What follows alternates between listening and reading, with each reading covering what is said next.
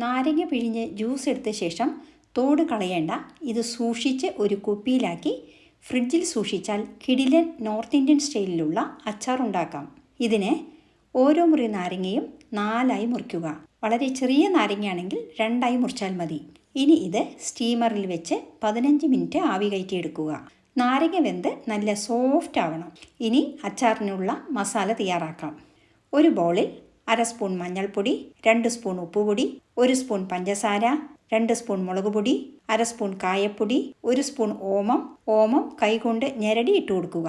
ഇനി 2 സ്പൂൺ വിനാഗിരി കൂടി ഒഴിച്ച് നല്ലപോലെ മിക്സ് ചെയ്യുക.